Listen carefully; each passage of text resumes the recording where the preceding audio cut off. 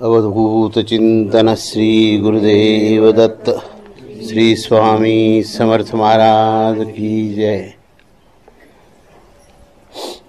मागच्या वेळेस आपण 5व्या अध्यायातला 10वा श्लोक पूर्ण केला, ज्याच्यामध्ये भगवत अर्पण बुद्धीने कर्म करणाऱ्या कर्मयोगी जो आहे त्याचे वर्णन केलेले आहे आणि अर्पण बुद्धीमुळे त्याच्यामध्ये कशी भक्ती असते ह्याचं वर्णन आपण पूर्ण केलं. त्यानंतर आता आज आपण 11वा श्लोक घेऊया. आपण तर 11व्या श्लोकाचा जो विषय पुन्हा एकदा निष्काम कर्मयोगी कसा असतो आणि निष्काम कर्मयोगाचं काय महत्त्व आहे हा विषय तिथे घेतलेला आहे. तर तो श्लोक असा आहे की कायेन मनसा बुद्ध्या केवलैः इंद्रियैः अपि योगिनः कर्म कुर्वन्तु संगम त्यक्त्वा आत्मशुद्धये.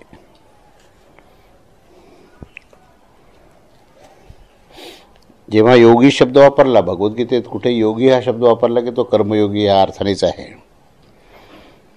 आणि असा ह्या योगिनः ह्या शब्दात वापरून कर्मयोगाचं काय जर वैशिष्ट्य असेल तर तो आसक्तीचा त्याग करतो, कर्मफलाच्या आसक्तीचा त्याग करतो.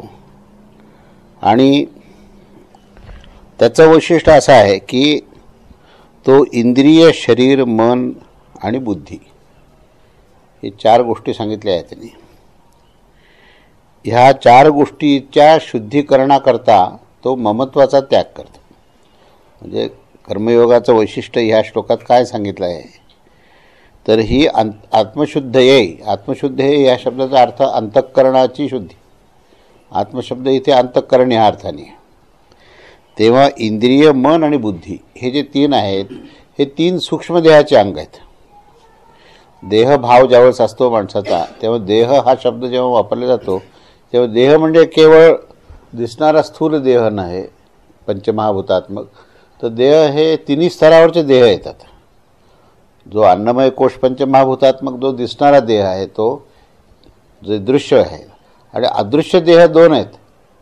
अदृश्य देहामध्ये अंतःकरण येतं, पंच ज्ञानेंद्रिय, पंच कर्मेंद्रिय येतं, पंच प्राणसुद्धा येतात.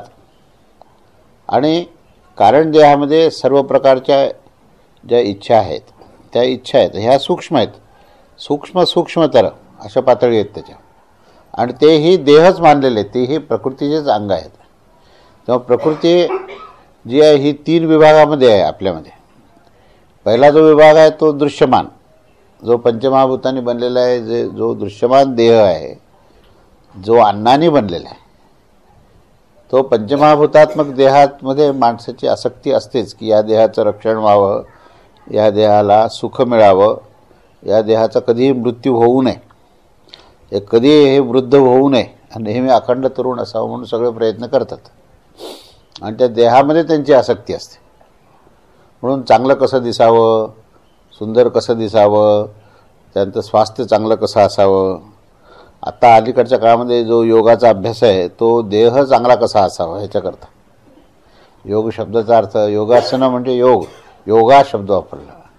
योगा कशाकरता करायचा की देह जो आहे तो चांगला टिकला पाहिजे, स्वस्थ राहायला पाहिजे, तो आरोग्य चांगलं राहिलं. उद्देश चांगला आहे, तो उद्देश काही वाईट नाही, पण देहभाव वाईट आहे. देहामध्ये जी आसक्ती आहे ती वाईट. ती सूक्ष्मतेने त्याचं काही लक्षात येत नाही माणसाला की नेमकं आपण कशाकरता काय करतोय. उद्देश आपला जर स्पष्ट असेल ना तर मग कृतीला एक अर्थ निर्माण होतो. उद्देश जर अस्पष्ट असेल किंवा जर विपरीत असेल की देहाला सुख मिळावं, देहाला भोग प्राप्त व्हावेत, देहामध्ये लौकिकता प्राप्त व्हावी, हा जर उद्देश असेल तर त्याला आसक्ती असं म्हणतात. आणि देहाचा उपयोग करून परमेश्वर प्राप्ती करायची म्हणून स्वस्थ ठेवायचा. देह चपळ असावा, देह स्वस्थ आणि निरोगी असावा. कशा करता तर ती साधना करून परमेश्वर प्राप्ती करायची हा जर उद्देश असेल तर तीच कृती उत्तम आहे. हे लक्षात घ्या. म्हणजे आसक्ती आणि अनासक्ती ह्याच्यामध्ये भेद काय की ह्या स्थूल देहामध्ये सुद्धा तो नियमित असावा, तो निरोगी असावा, तो चपळ असावा, तो कार्यरत असावा, कार्यतत्पर असावा, ही भूमिका उत्तम आहे. पण कशा करता? उद्देश काय?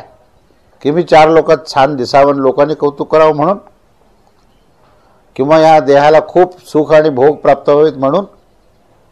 उद्देश काय आहे? उद्देशावर तुमची कृतीचं जे आहे ह्याचा परिणाम आहे. उद्देश जर तुमचा परमेश्वर प्राप्तीच्या कुठलाही व्यतिरिक्त असेल तर त्याला आसक्ती शब्द वापरला आहे, आणि कर्मयोगामध्ये त्याचा विरोध आहे. आपल्याला कळणं आवश्यक आहे. काही वेळेला काय होतं की एक बाजू घेतली आणि दुसरी बाजू जर सांगितलीच नाही तर लोक काय म्हणतील की आम्ही उदासीन आहोत बाबा, देहाचं काही झालं तरी चालेल.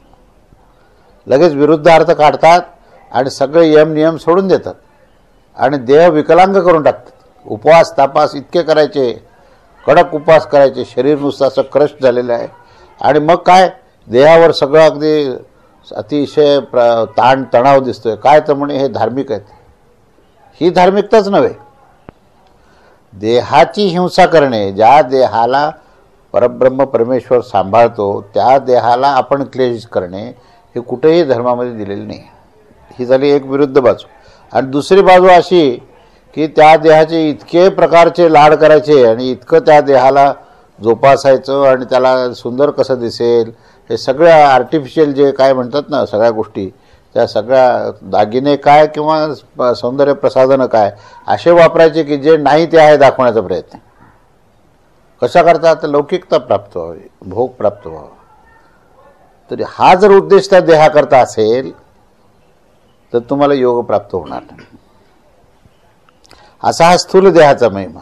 आता त्याच्यापेक्षा सूक्ष्म देहाची गोष्ट विचार करण्यासारखी आहे.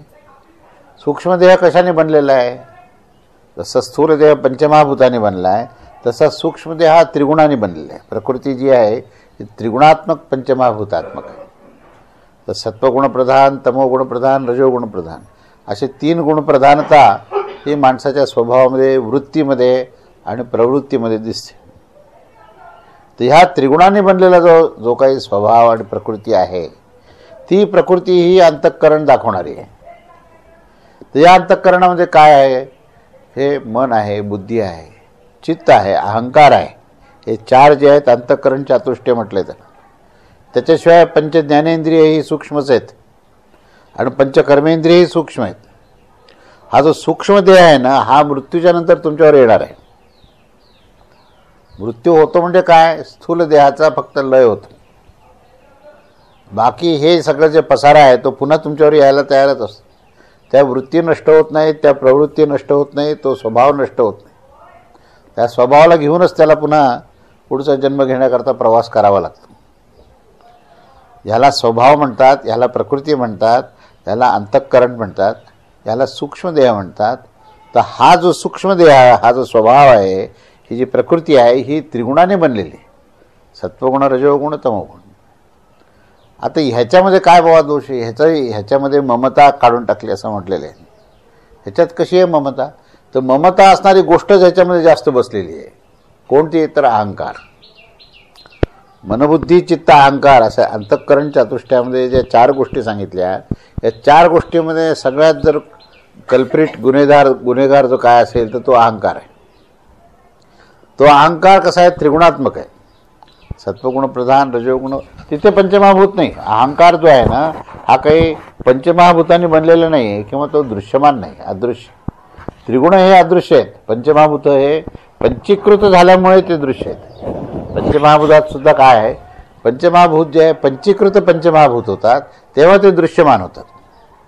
अणुरेणूचा संबंध जेव्हा होतो आणि जेव्हा 2 प्रकारचे अणू एकत्र येतात तेव्हा त्याचा जो काही म्हणजे परिणाम दिसतो, जसा तो ऑक्सिजनचा परमाणू आणि हायड्रोजनचा परमाणू एकत्र आला तर तो पाण्याचा अणू तयार होतो आणि जेव्हा ते पाण्याचे अणू दिसायला तेव्हा दृश्यमान त्याचा प्रवाह दिसायला लागतो.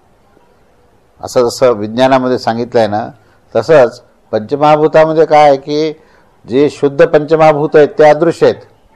पण आकाशतत्व, वायुतत्व, अग्नितत्व, जलतत्व आणि पृथ्वीतत्व हे जेव्हा परस्परांमध्ये एकत्र येतात त्यावेळेस त्याचं दृश्य तयार होतं. तर हे जे दृश्य आहे हे पंचमहाभूताचं आहे, पण त्याच्या पाठीमागे एक अदृश्य गोष्ट आहे. कारण प्रत्येक पंचमहाभूतामध्ये जी तुम्हाला क्रिया दिसते की नाही, जसं जल वाहतं आहे ही क्रिया आहे, वारा वाहतोय, वाऱ्याचा स्पर्श आपल्याला जाणवतो आणि त्याची क्रिया लक्षात येते.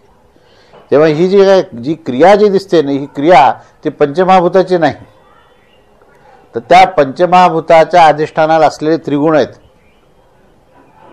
पृथ्वी तत्व जे स्थिर दिसतं हा त्याच्या अधिष्ठानात असलेला तमोगुण आहे. जे वायुतत्व किंवा जलतत्व जो प्रवाहित आहे, जल अध दिशेला आहे तर वायू जो आहे तो कोणत्याही दिशेला आहे आणि अग्नी जो आहे तो ऊर्ध्व दिशेला आहे. असे तिन्ही तत्व जे आहेत हे क्रियाप्रधान आहेत आणि क्रिया जे दिसतात त्याच्यामध्ये असलेले तो रजोगुण आहे. म्हणून ह्या पंचीकृत पंचमहाभूतामध्ये ज्यावेळेस त्रिगुणाचं मिश्रण होतं त्यावेळेस तुम्हाला क्रिया दिसते.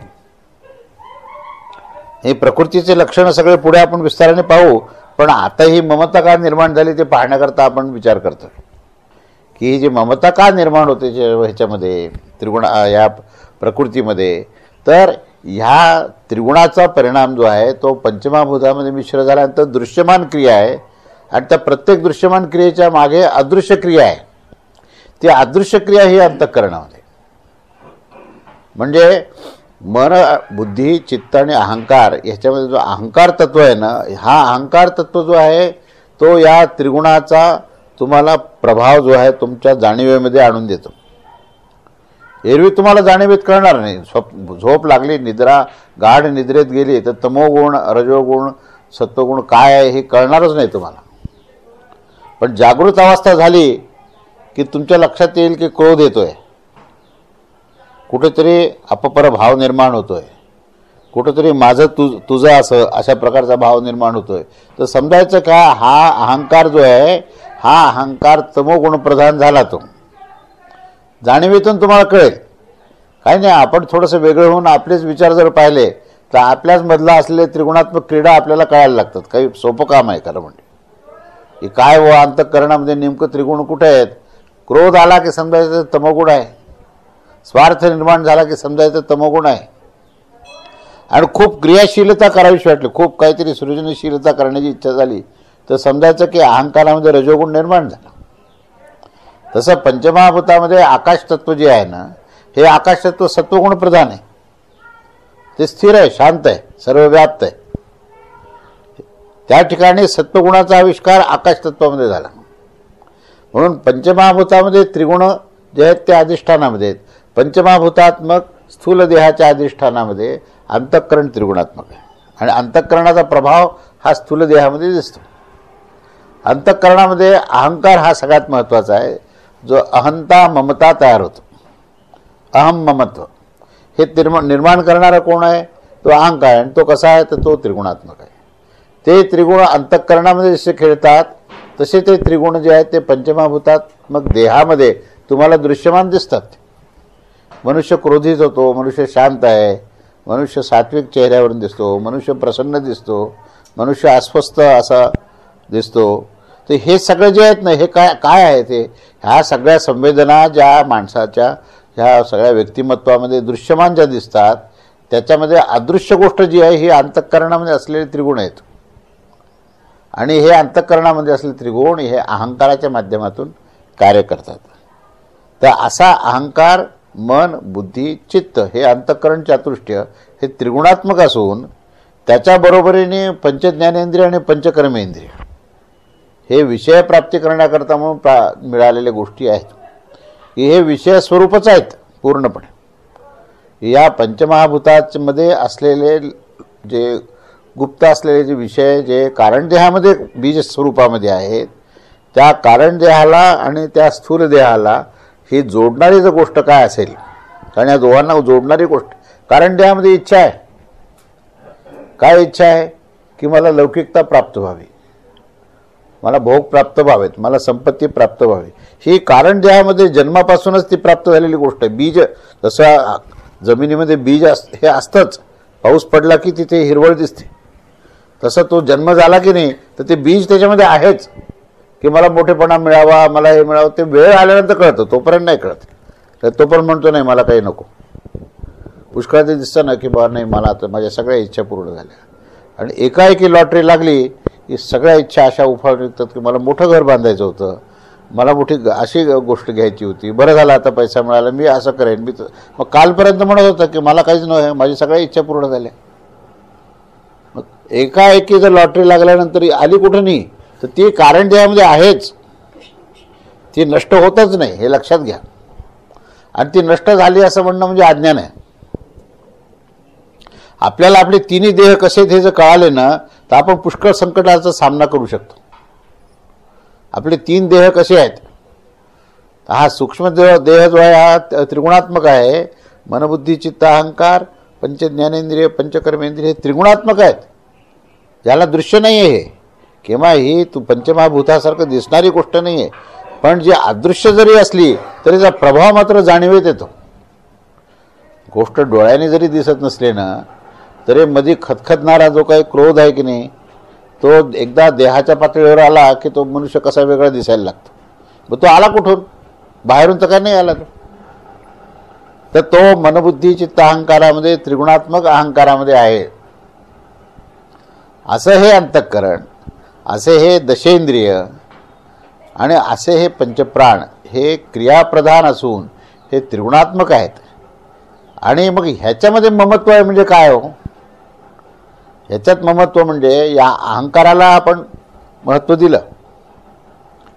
हा जो अहंकार बसलेला आहे ना, काय अहंकाराची व्याख्या आपण पुष्कळता मागे पण घेतली. अहंकार म्हणजे काय, अहंकार या शब्दाचा अर्थ असा की मी आहे अशी जाणीव पहिल्यांदा.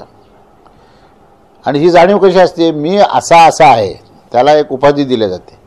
म्हणजे अहंकाराची आणखीन मी अमुक इंजिनियर आहे, डॉक्टर आहे, मी श्रीमंत आहे, मी शहाणा आहे, बुद्धिमान आहे वगैरे वगैरे. म्हणजे ह्या सगळ्या उपाधी त्या मी आहेच्या मध्ये जेव्हा टाकली, या वाक्यामध्ये आहे शब्दाला गौणत्व दिलं, मी शब्दाला प्राधान्य दिलं, आणि नुसतंच नव्हे तर मी आहेच्यामध्ये उपाधी टाकली की मी अमुक अमुक शहाणा बुद्धिमान आहे, तर तिथे जाणीव जी तयार होते त्यालाच अहंकार असं म्हणतात. अहंकार म्हणजे केवळ मी आहे ही जाणीव नाही, मी शहाणा आहे ही जाणीव आहे. म्हणजे अहंकार हे विशेषत्वाने दिसायला लागला तो.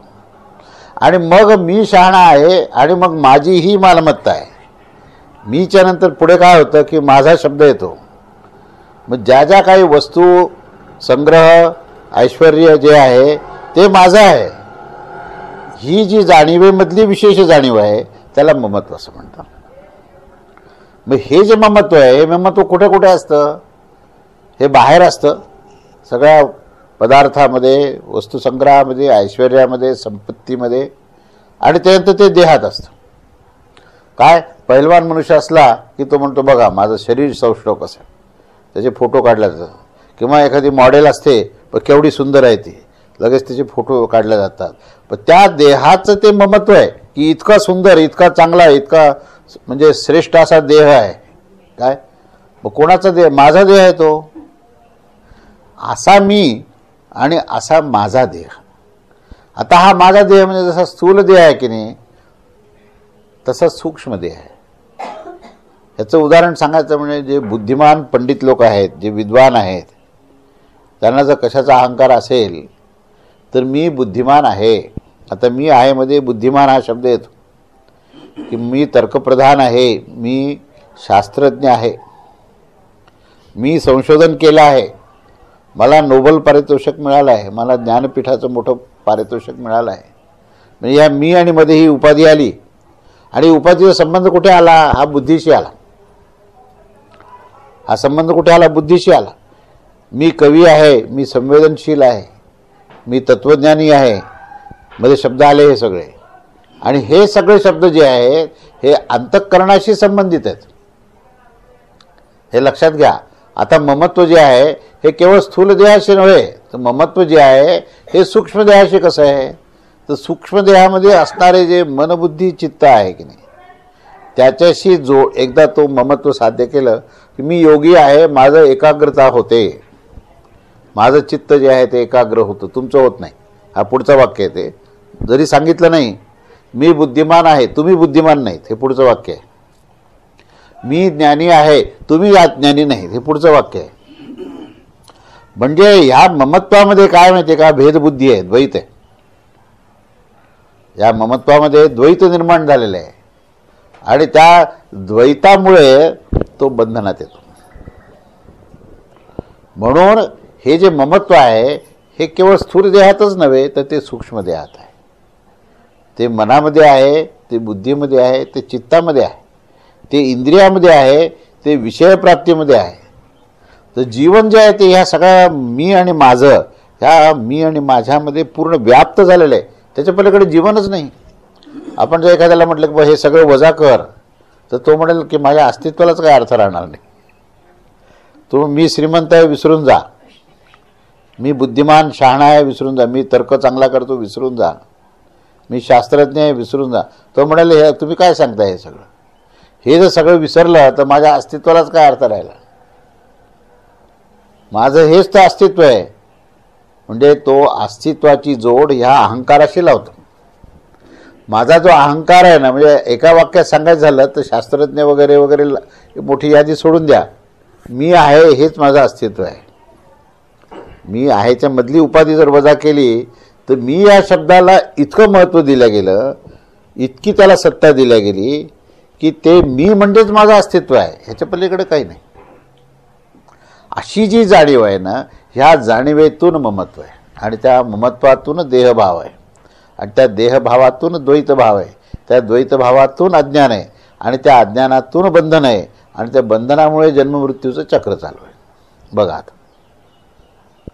आणि कर्मयोगी जो आहे तो ह्या मन बुद्धी चित्तामध्ये जे ममत्व आहे त्या ममत्वालाचा तो त्याग करतो, त्याला कर्मयोगी म्हटलेलं आहे. बघा आता किती म्हणजे सखोल आणि विस्तार आहे त्याच्यातला अर्थ. जर आपण काढत गेलो जेवढा तेवढा तो विस्तार आणि अर्थ मिळतो. आणि म्हणतील बा असा जर कर्मयोगी असेल तर आम्ही कर्मयोगी कसे काय होणार.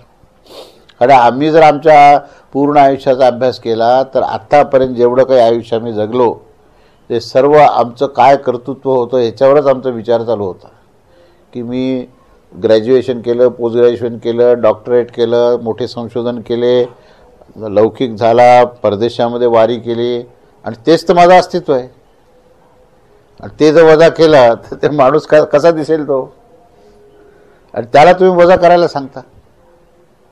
हा प्रश्न आहे. म्हणजे आता याच्यावर गांभीर्याने आपल्याला तत्वज्ञान आणि प्रत्यक्ष जीवन ह्याचा आपल्याला विचार करणं आवश्यक आहे. का ह्याचा त्याग करायचा आहे का ह्याचा भोग घ्यायचा आहे का ह्याच्याकडे कसं काय पाहायचं, कशी दृष्टी पाहिजे, आणि कर्मयोगाची काय नेमकी दृष्टी आहे. तर ह्याचा जो आहे हा असा त्यागच करायचा नाही आहे किंवा त्याचा भोगही करायचा नाही. बरं काय, म्हणजे काही वेळेला विरुद्ध अर्थ जर काढले की नाही तर कर्मयोगाबद्दलच्या मोठ्या विचित्र कल्पना सुरू होतात. तर मग काय धारणा आहे त्याची, ती धारणा अशी आहे की ह्याच्यामध्ये ह्याने असं सांगितलं आहे की ह्या इंद्रिय शरीर आणि मन आणि बुद्धी ह्याच्यामध्ये कैवल्य हा शब्द जो वापरला ना, हा म्हणजे अनेक अर्थाने आहे. केवल आणि कैवल्य हा संस्कृतमध्ये कैवल्य हा जो शब्द प्रयोग आहे हा केवल आणि कैवल्य हा का बरं वापरला, तर ह्याच्यामध्ये इंद्रिय शरीर मन बुद्धी चित्त असं सगळं दिलेलं आहे. म्हणून एवढ्या सगळ्यांना धरून असल्यामुळे कैवल्य हा शब्द प्रयोग आहे. तर ह्या सगळ्यामध्ये ममत्व नाही आहे. मुद्दाम सांगितले की ह्याचं इंद्रियामध्ये ममत्व नाही, शरीरामध्ये ममत्व नाही, बुद्धीमध्ये ममत्व नाही. मग हे ममत्व नसण्याचं काय कारण आहे आणि त्याचा काय प्रभाव आहे हे पुढे सांगितलं की आत्मशुद्धई, त्याचा जो प्रभाव जो आहे ना हा आत्मशुद्धई. आत्मशुद्धई म्हणजे अंतःकरणाचं शुद्धीकरण. आता बघा, जो खरा शास्त्रज्ञ जो आहे, ज्याला खरोखर तत्व कळालेलं आहे, जो खरा तत्वज्ञानी आहे, तत्वदर्शी जो शब्द वापरला, त्याला जर विचारलं का रे बाबा हे, तर तो काय म्हणतो, अरे हे सगळं जो पसारा आहे ना, हे शरीर झाला, मन बुद्धी चित्त झाला, हे सगळा जो पसारा आहे हा मुळातून पसारा जो आहे ह्या प्रकृतीचाच पसारा आहे. तो स्पष्ट दिसणारी गोष्ट आहे. हे वेगळं सांगायची काय गरज आहे की शरीर पंचमहाभूताचं आहे. पंचभाव म्हणजे प्रकृती आहे की नाही. मन बुद्धी चित्त अहंकार पंचज्ञानेंद्रिय पंचकर्मेंद्रिय त्रिगुणाचे आहेत. बनलेले कशाने आहेत, त्रिगुणाने बनलेले, म्हणजे प्रकृतीचे झाले की नाही. कारण देह काय, शब्द स्पर्श रूप रसगंध, पंचतन्मात्रांनी बनलेले, पंचतन्मात्रा प्रकृतीचे अंग आहेत ना, म्हणजे कारण देह ही सुद्धा प्रकृतीचा आहे. स्थूल सूक्ष्म कारण तिन्ही देह हे प्रकृतीचे आहेत. ह्याच्यात चुकीचं काय? आणि मग हे सगळं सांगताना अहंकार प्रकृतीचा आहे. मग तू कुठे आहेस? हे सगळं जर प्रकृती आहे तर तू कुठे आहेस? मी ह्याच्या पलीकडे आहे, हे तत्वज्ञानी सांगेल. मी देह नाही, मी मन नाही, मी बुद्धी नाही, मी चित्त नाही, मी अहंकार नाही, मी दश इंद्रिय नाही, आणि मी शब्द नाही, मी स्पर्श नाही, मी रूप नाही, रस नाही, गंध नाही. तर मी आत्मस्वरूपामध्ये आहे. आणि मग हा सगळा जो पसारा आहे ना, ह्या सगळ्या पसाराला जे काही माझा स्पर्श झालेला आहे, जी काही माझा संबंध प्राप्त झालेला आहे, त्या संबंधाचा त्याग करणं म्हणजे अंतःकरण शुद्धी आहे. कारण ते समजणं. त्याग करणं म्हणजे काय? कारण त्याला पकडता येत नाही, सोडता येत नाही. ज्याचं परिवर्तन अखंड होतं, ज्याला अस्तित्व खऱ्या अर्थाने कधीच नाही आहे, त्याला पकडता तरी येईल का? मग प्रकृती संबंध विच्छेद शब्द का वापरला हो? प्रकृती संबंध विच्छेद म्हणजे प्रकृतीचा संबंध निर्माण झालेला जो भ्रम आहे, त्या भ्रमाचा त्याग आहे. शरीर माझं आहे असं जी काही धारणा आहे ना, किंवा मी शरीर आहे अशी जी काही धारणा आहे ना, ही धारणा भ्रम आहे. तुम्ही ती शरीर माझं आहे किंवा त्याला पकडून ठेवू शकत नाही, हे लक्षात घ्या. त्याचा जर सखोल अर्थ घेतला ना, तर सखोल अर्थ असा आहे की मी जर देहाला माझा देह असं म्हटलं समजा, तर देह असं म्हणतो का की हा जो आहे आत्मा हा माझा आहे म्हणून? एक उलटा अर्थ घेऊन आपण एक उलटा, दोन व्यक्ती आहेत, दोन मित्र आहेत. एक म्हणतो की हा माझा मित्र आहे आणि दुसरा म्हणतो हा माझा मित्र नाही. मैत्री होईल का? एकाने म्हटलं हा माझा मित्र आहे, दुसरा म्हणतो हा माझा शत्रू आहे. मैत्री सिद्धच होऊ शकत नाही. तसं तुम्ही जर म्हटलं की हा माझा देह आहे, देह म्हणतो का हा माझा आत्मा आहे म्हणून? एक उलटा अर्थ आपण घेऊ. आपण म्हणतो की ह्या देहाचं मला संरक्षण करायचंय, हा देह कधीही मृत्यू पावला नाही पाहिजे असं आपण म्हणतो. देह म्हणतो का की मला परिवर्तन नाही व्हायचं म्हणून? मला जे बाल्यावस्थाच टिकायची आहे, मला कधीही परिवर्तन व्हायचं नाही असं म्हणतो का? देह परिवर्तन होतो.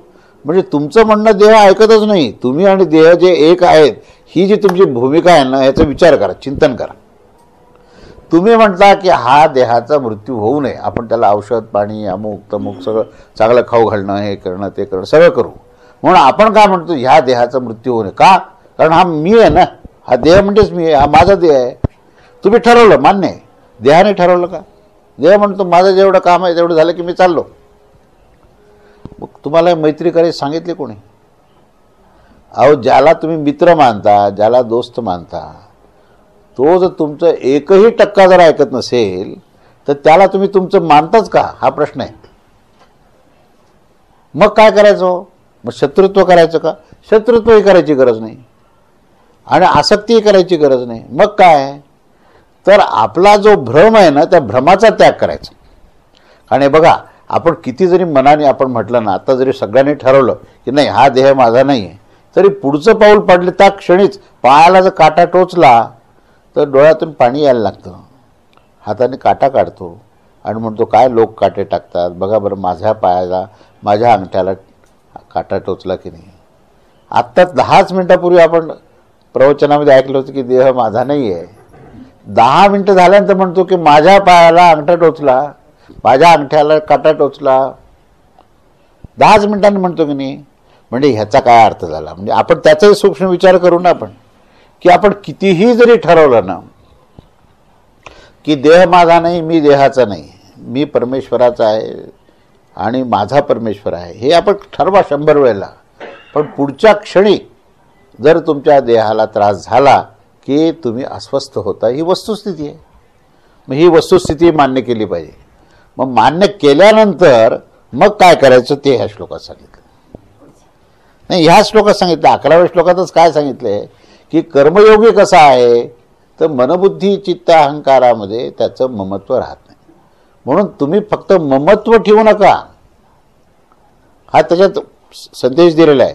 त्याच्यातलं ममत्व काढा, त्याची सत्ता, त्याची महत्ता, त्याला आपण जे काही मोठेपणा दिला आहे ते बाजूला ठेवा आणि त्याचं जे आहे ना त्याचा विनियोग करा. कसा विनियोग करा? कर्मयोगाचा हाच तर सिद्धांत आहे. ज्याचं त्याला वापरा ना. अहो, डोळ्याने आपण पाहायचं काम करतो की नाही, कानाने ऐकायचं काम करतो की नाही. डोळ्याचं काम डोळ्याला करू द्या, कानाचं काम कानाला करू द्या. पंचज्ञानेंद्रिय पंचकर्मेंद्रिय जे आहेत आपलं काम करतायत, मनबुद्धी चित्त अहंकार आपलं काम करतायत.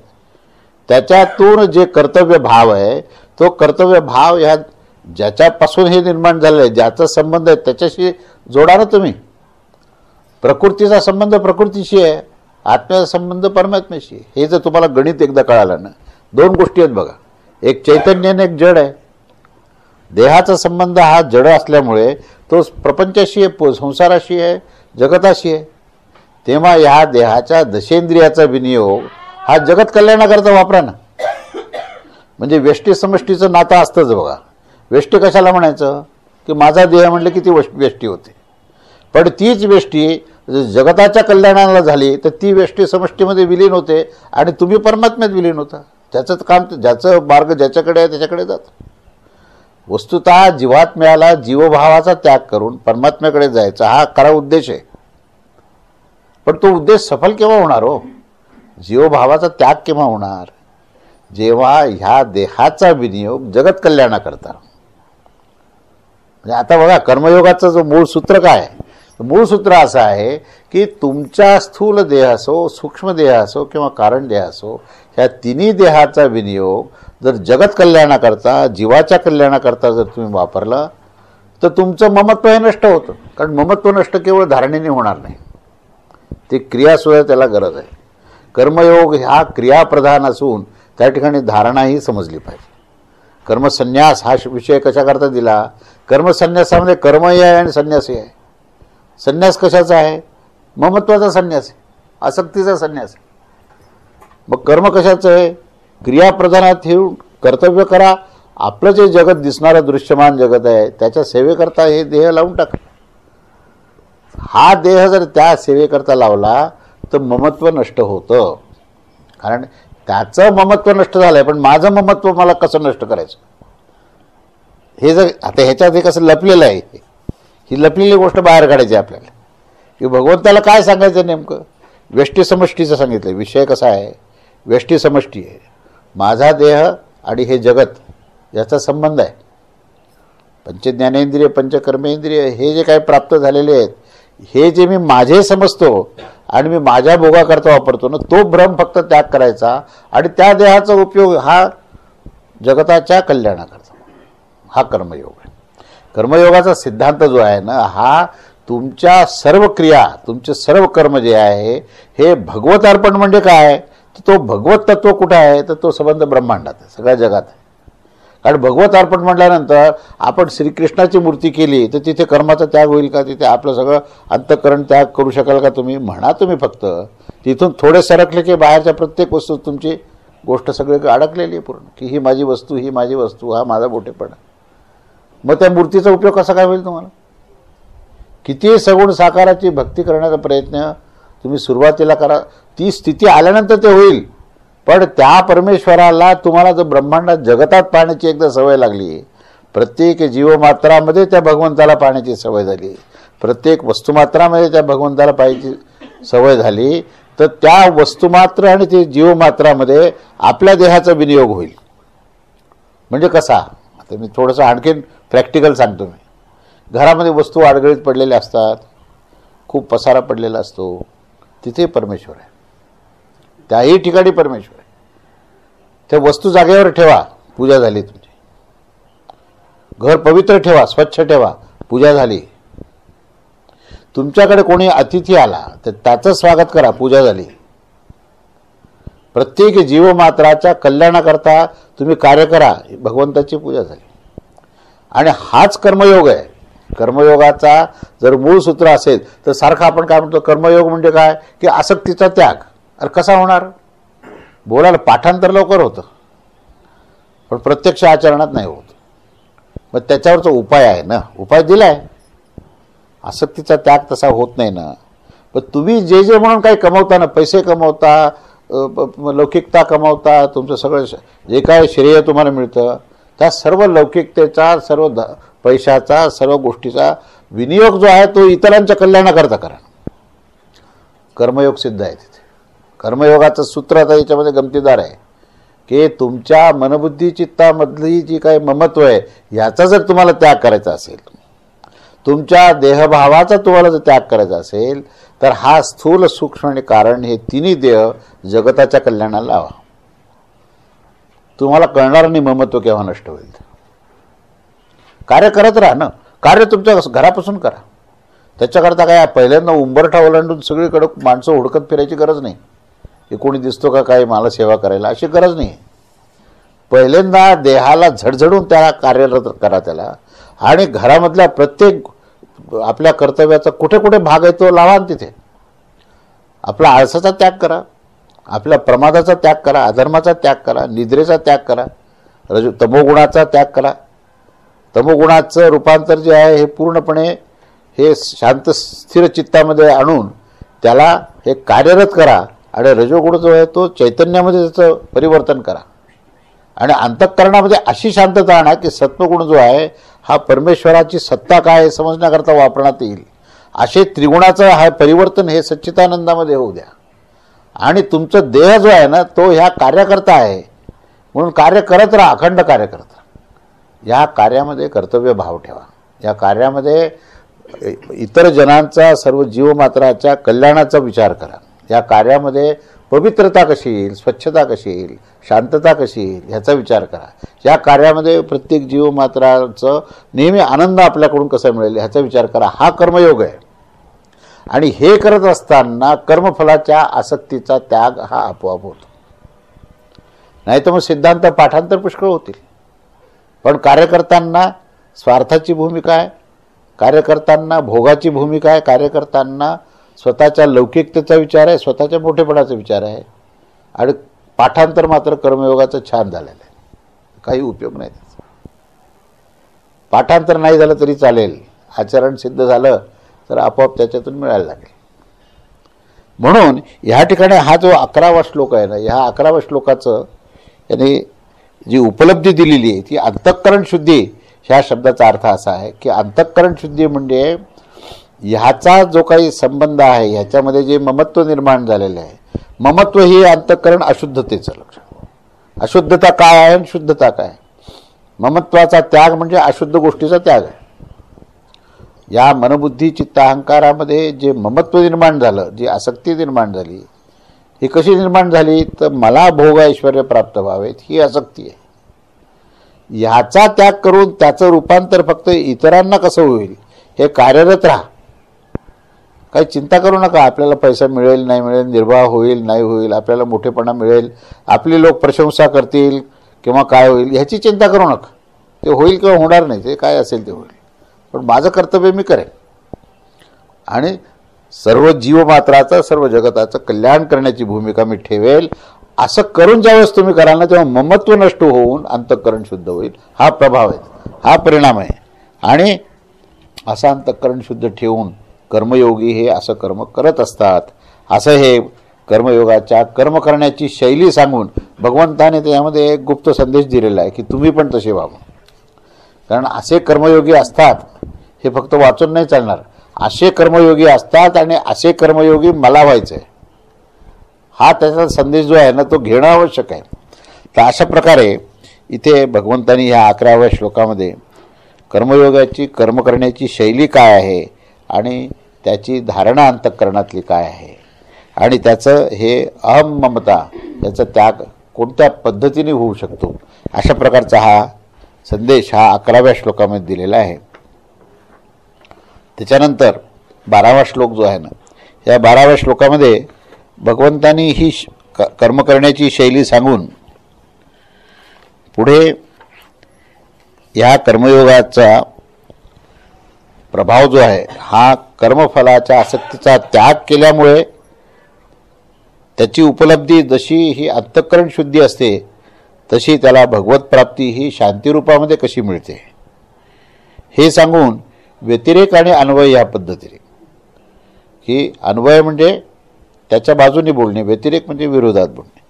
तर व्यतिरेक आणि अन्वय म्हणजे कर्मयोगी जो आहे हा कर्मफलाचा त्याग करून भगवत प्राप्ती कशी प्राप्त करतो आणि शांतता होते, आणि त्याच्या विरुद्ध तो सकाम ज्याची कामनायुक्त जो असतो तो फलामध्ये आसक्त होऊन तो बंधनात कसा पडतो, हे दोन त्यांनी एकाच श्लोकामध्ये हे अन्वय व्यतिरेक पद्धतीने भगवंत नेहमी सांगत असतात.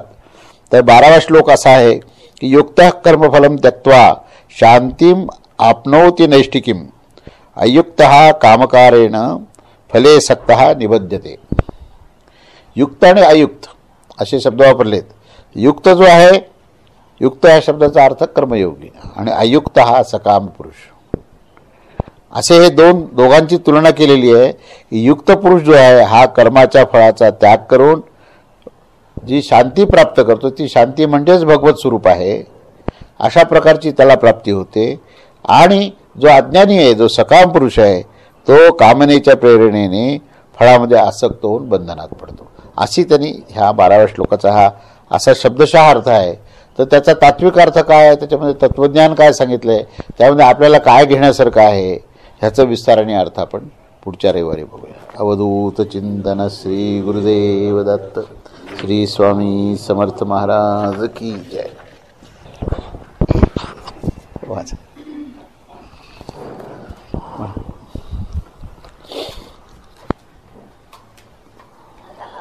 11वा श्लोक असा आहे. मी सगळं सांगितलेलंच आहे, पण तेच मी सांगते. आणि माऊली काय म्हणते, काय मनसा बुद्ध्या केवले योगिना कर्मपूर्वकी संयम अशुद्ध. योगी लोक काय करतात, केवळ आपल्या कायेनं, आपल्या शरीराने मनाने आणि बुद्धीने आणि इंद्रियाने हे याचे कर्म करतात. कसं करतात, संगम टिकतात, त्याचा संग धरत आहेत, म्हणजे त्याच्यामध्ये आसक्ती राहते त्यांची, आणि असे कर्म योगी करत असतात. त्याच्यामुळे ते काय होतं, आत्मशुद्धी होते त्यांची. आत्मशुद्धीमुळे ते योगी कर्म करतात, संगम त्यक्त्वा आत्मशुद्धी करतात. हा श्लोक आहे. त्याच्यावर माऊली फार जवळजवळ 20 श्लोक माऊली, 20 ओव्या. हां, देखे बुद्धीची भाषणेने, अशी त्याची स्थिती असते बरं का. बुद्धीची भाषणेने मनाचा अंकुरण नोपजे, ऐसा व्यापार जो बोलीजे शरीरीला. म्हणजे कर्म करतो सगळे, पण त्याच्या बुद्धीला त्याचं काही मी केलं हा शिवत नाही, हा भाव शिवत नाही. बुद्धीची भाषणेने मनाचा अंकुरण नोपजे, मनाला सुद्धा वाटते की मी हे काम केलंय. ऐसा व्यापार जो बोलीजे तो शारीरिक, असा जो व्यापार होतो ना त्याच्या शरीराकडून, तो खरा व्यापार आहे. हेच मराठी, आता ते पुढची उभी, हेच मराठी परिचय. आता ज्ञानदेव म्हणतात, हेच तुला आता मी मराठीतून सांगतो. हेच मराठी परिचय. तरी बाळकाची चेष्टा जैसी, प्रत्येक वेळेस ते उदाहरण देतात. मुलाची चेष्टा, मूल खेळतं ना त्यावेळेस, तरी बाळकाची चेष्टा जशी योगे कर्मी करते तशी केवळातून. मूल जसं खेळतं ना, त्याला काही माहीत नसतं आपण काय खेळतो ते, तसं योगी लोक सगळे कामं करतात, पण मी काम करतोय हे त्याला असं ते बालक असं उदाहरण देऊन सांगितलंय. मग पाच भौतिके संचिले, त्याच्यानंतर पंचमहाभूतापासून ते सगळे कामं होत असणार. जेव्हा शरीर असे निदेले, शरीर ज्यावेळेस त्याचं निसतं ना, त्यावेळेस तेथे मनची राहते एकले स्वप्नी. शरीर झोपलेलं असतं त्याचं, पण मन सगळं हिंडत असतं इकडे तिकडे, मन काम करत असतं. असे आता शांतरसाचे भरते नाही. नवलाय की धनुर्धरा, काय नवल आहे पहा धनुर्धरा. कैचा वासनेचा संसारा, देहा हो निधी उजगरा, परी सुखदुःखे भोगे. सगळ्या देहाकडून करून घेतो तो. नवल ऐके धनुर्धरा, कैसा वासनेचा संसारा. व्यवहारामध्ये तो सगळे कामं करत असतो, पण त्या व्यवहारामध्ये आपल्या देहाने हे सगळं होत आहे हे त्याला शिवत नाही. देहा हो निधी उजगरा, त्याला काही ते समजत नाही. परी सुखदुःखे भोगे, पण सुखदुःख होतात त्याला, पण ते सुखदुःख झालेले त्याला जाणवत नाहीत बरं का. इंद्रियाच्या गावी निडीजे, ऐसा व्यापार जो निधीजे, तो केवलगा म्हणजे माणसाचा. इंद्रियाकडून सगळी कामं होतात हं? आणि गावा म्हणजे इंद्रियाच्या गाव म्हणजे इंद्रियाकडून जो व्यापार जो व्यापार होतो इंद्रियाकडून ते त्याला माहीत नसतं. तो केवलगा म्हणजे माणसा तो मनाने करतो. मन त्याचं शुद्ध असतं, ते मनाने करतो. मग शरीर काम करत, इंद्रिय काम करतात, मन त्याला सांगत असतं आणि इंद्रिय काम करत असतं. असं होत राहतं. योगी तेही करते परी कर्मे ते न बंधते. योगी सुद्धा असंच करतात. हे योग्याचंच आहे सगळं, पण कर्मामध्ये बंधन होतं. जे सांडिली आहे संगती अहंभावाची संगती सांडून गेलेली आहे, म्हणून ते सगळे कर्म असे होतात. म्हणून बरं का, जे सांडिली आहे संगती अहंभावाची संगती सांडलेली आहे, गेलेली आहे त्याची, म्हणून इंद्रिय आपोआप करत राहतात का, आणि ते केलेले त्याला काही माहीत नसतं. मुलासारखं आता झाल्या भ्रमत जैसे पिशाच्याचे चित्त. पिशाचं चित्त कसं काही करतो तो पिशाच्या, त्याला काय आपण काय करतो हे काय माहीत नसतं. मग इंद्रियाचे चेष्टत विकळ दिसे. मग तो काही जरी केलं तर त्याला काही माहीत नाही, पण तो चांगलं करत असतो बरं काय. जे काय करतो तो समजून करतो, पण ते देहाला काही माहिती नसतं, म्हणून ते त्याला पिशाचे म्हणतात बरं काय. आता जसे वेड्याची चित्त भ्रमिष्ट झाल्यावर त्याच्या इंद्रियांचे व्यवहार विकसत दिसतात, पण त्याची तशी त्याला माहिती नसतं. त्याचं उदाहरण दिलंय. त्या पिशाच्याला आपण काय करतो ते माहिती नसतं, तो काहीतरी विपरीत करतो, पण हा विपरीत करत नाही. याचं मन तरतरीत असतं. मन काय पण मी केला हा भाव नसतो त्याच्यात, हा भाव नसतो त्याच्यात. एवढा फरक आहे त्याच्यानंतर स्वरूप तरी देखे आकळेले ऐके. त्याला स्वरूप आहे, कोणी बोलावलं त्याला ऐकतो. शब्द बोले मुखे परिज्ञान नाही. तो रूप पाहतो, कोणी हाक मारली तर ऐकतो, तोंडाने शब्द उच्चारतो, हे सगळं करतो, पण त्याच्यामध्ये त्याला त्याचं भान नसतं बरं. विपरीत आहे ना, थोडं विपरीत वाटायला लागलं मला. सगळं करतो पण करून न केल्यासारखं आहे, त्याच्यातला असा भाव आहे. सगळं करतो पण करून न केल्यासारखं. भान हा जो शब्द वापरला ते अहंकार ह्या अर्थाने.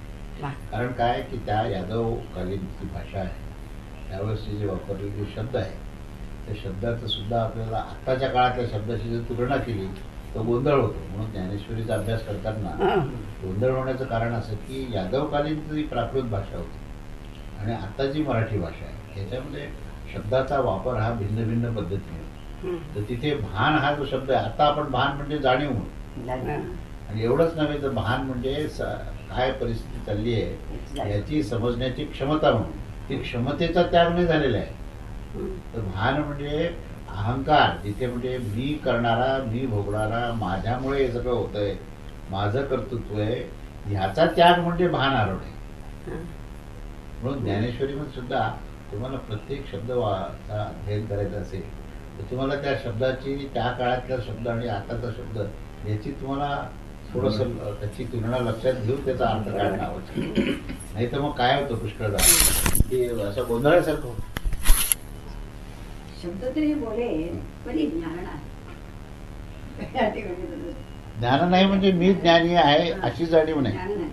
ज्ञान नाही म्हणजे ज्ञातृत्व नाही हा अर्थ नाही. पण बघा तुम्ही प्रत्येक शब्द जे आहे, ज्ञान नाही म्हणजे ज्ञानाचा अभाव नाहीये, मी ज्ञानी आहे ह्या भूमिकेचा अभाव आहे. हे असो काळजी विणं, जे काही करणे ते केवळ कर्म करणे इंद्रियांचे, केवळ ते इंद्रिय करतात. त्यातलं मुख्य तो सूत्र ते आहे, ते बुद्धीचे कर्म म्हणजे ओळखे अर्जुन म्हणे स्त्री आहे. ते सगळं करणं आहे ते बुद्धीनं केलेलं आहे, बुद्धीनं केलं पाहिजे असं अर्जुनाला श्रीकृष्ण म्हणतात. ते बुद्धी धुरे करू नये.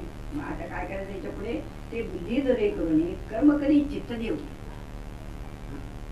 त्यामध्ये बुद्धी न घालता, बुद्धी तरी पाहिजेच नाही, चित्त देऊन ते कर्म कर. पण एक नैष्कर्म्यापासून ते चित्त देतात, ते बुद्धी धुरी करू नये कर्म करते चित्त देऊन. इथे कसं आहे माहिती, हा जो शब्द आहे ना कर्म करी चित्त देवनी म्हणजे कर्तव्य भाव. दोन शब्द आहेत, एक कर्तव्य भाव आहे, एक कर्तृत्व भाव आहे.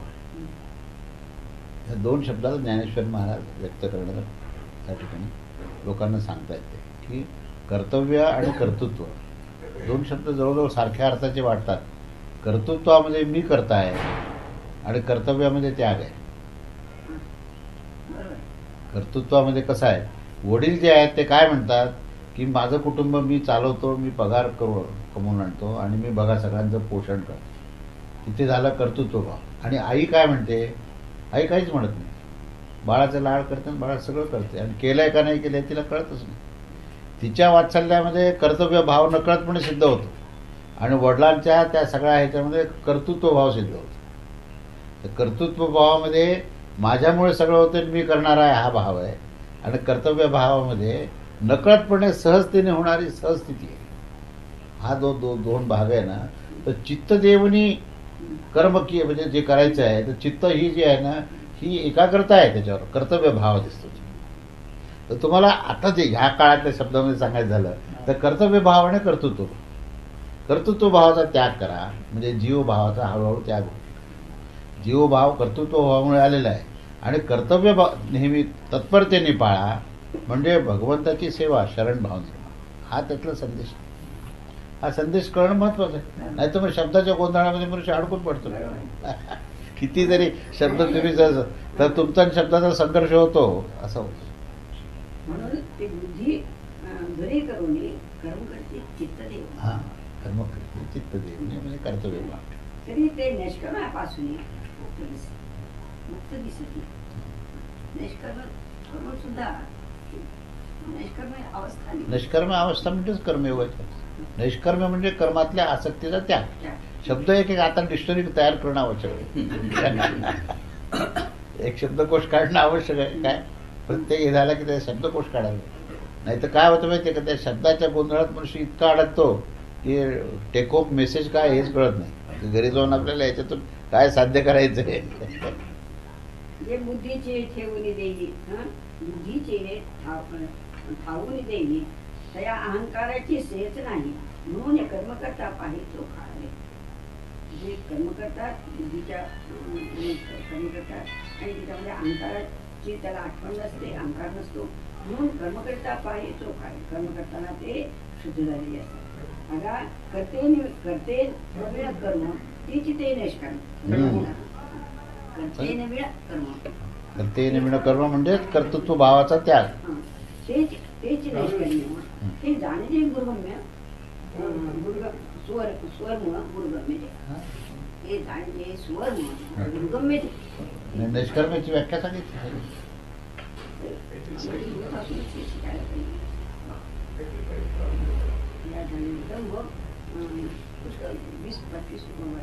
आता हे सांगताना ज्ञानेश्वरांना एकदम कळून आलं. म्हणजे किती सांगावं असं वाटतं बरं का. श्रोते म्हणतात आता शांतराच्याचे बोलते सांगित आहे पाहता ते जे बोलले ते बोला ते बोलविले. आता ही शांतरसाचं हे रस आहे. शांतरसाची भरती आलेली आहे मला आणि ते पात्रात सांगताना पात्रातून सांडून चालले असं स्वतःच म्हणतात. ते बोलणे बोला परवते बोलण्याच्या पलीकडे गेलेलं माझं बोलणं आहे. बोलवून घेतात गुरुनी. येथे इंद्रियाचा पांगू दया पिलेला आहे सांगू त्याशी जाती लागू कसावं. त्याला अध्यात्म विषयात गोडी आहे आणि इंद्रियासंबंधी पराधीनपणा चांगल्या रीतीने गेलेला आहे तुझा. त्या तोच हा अधिकारी आहे याच्यामध्ये ऐकणारा. हा असो अतिप्रसंग न सांगिता कथा लागू पुढील श्लोक संगती म्हणून उसके श्रोते बसलेले असतात ना ते पुष्कळ तो सांगितला असे अतिप्रसंग हा सांगितला. न साडीपा कथा लागू. ते अर्जुन आणि श्रीकृष्ण काय बोलले की कथा जी आहे ना ते बाजूला दुसरीकडे हळूहळू ते सांगायला लागला. होईल लोकसंग तो बंधू म्हणून आम्ही तुला म्हणतो की तो फार सांगू नको. ते प्रत्येक वेळेस त्याला निवृत्तीनाथ पडलं. जे मना आकळता वाढे धातुसा बुद्धी नातडे ते दैवातील सुरवाडे सांगितले तुझं श्रोते म्हणतात बरं का. जे शब्दातील स्वभावे जे बोलीचे जग खावे तरी ऐकी काय करावे कथा सांगे. जी शब्दातीत आहे अशी जी कथा आहे ना ती आता तुम्हाला सांग.